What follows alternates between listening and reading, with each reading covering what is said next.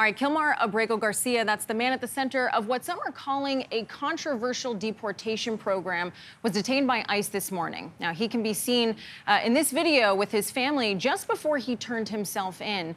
Now, depending on what happens today, he could be deported to East Africa. He was sent to a notorious prison in El Salvador by mistake this year, then brought home months later. Now, his case has become a major flashpoint in the debate over the Trump administration's immigration crackdown. Camila Montoyo Galvez is in Baltimore. Camilo, good morning. Good morning. Kilmar Abrego Garcia arrived here in Baltimore to report to this ICE field office behind me, and he was almost immediately taken into ICE custody yet again. His attorneys say he's now being taken to an unknown detention facility in the country, and that they have filed a new lawsuit demanding a full trial before any deportation to Uganda or any other country in the world. This was the moment Friday when Kilmar Abrego Garcia reunited with his family in Maryland after months in detention.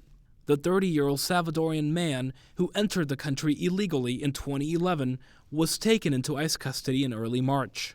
He was deported to El Salvador and transferred to a notorious mega prison known as Secot, despite a 2019 court order that prohibited officials from sending him to his home country due to persecution concerns. In late March, the Justice Department admitted Abrego Garcia's deportation was an administrative mistake. After a month of dispute, Abrego Garcia was brought back to the U.S. in early June, but only to face federal charges of human smuggling. Hello, sir. How are you? Stemming from a 2022 traffic stop in Tennessee. He has pleaded not guilty. He was a smuggler of humans and children and women. On Friday, a federal judge released Abrego Garcia from criminal custody ahead of a trial next year.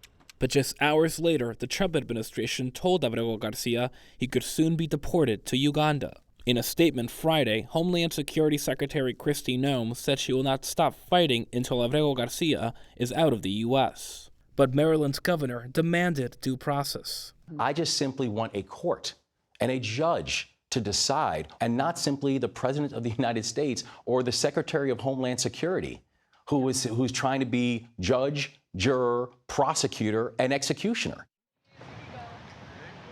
Attorneys for Abrego Garcia say their client was offered a last-ditch plea deal by the Trump administration that would see him being sent to Costa Rica, not Uganda, after his criminal sentence is served here in the U.S. It is unclear if that offer is still on the table. Tony? Camilo, thank you very much. Appreciate it.